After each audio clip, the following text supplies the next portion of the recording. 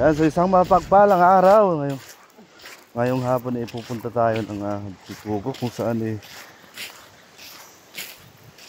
maghahanap tayo ng makikilaw para sa ating content ngayong araw.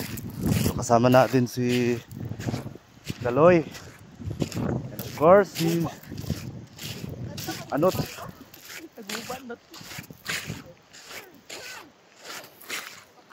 Yan, so papunta na tayo dun sa ating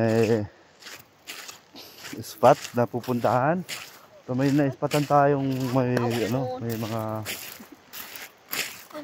naliligo pala.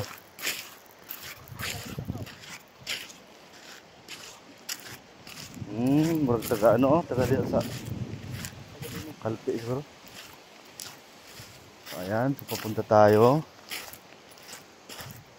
Lakad-lakad lang. Nag-vlog po. Oo. May pamukuha ka silang video. Ayun. Sila. Sama na. Tagasad-sad siguro na. Oo. No? Ay, dili yung tagasad-sad eh. Yan.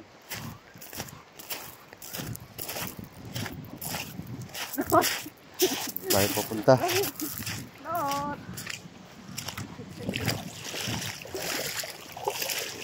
Ayaw dia, Not.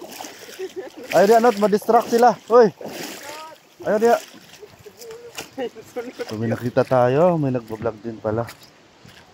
So, wala tayong ibang gagawin kundi ang pumunta sa ating spot na pupuntahan. Kung saan doon natin gagawin yung ating content. At the same time, para na rin makauwi tayo ng maaga. Napakasulit na ng panahon, gawa ng bagyo. So, ngayong araw daw darating ang bagyong inaasahan natin.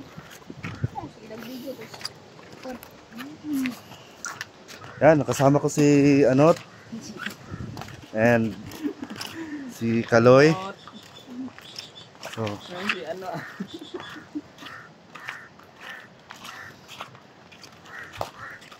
wak pa oh. Yan.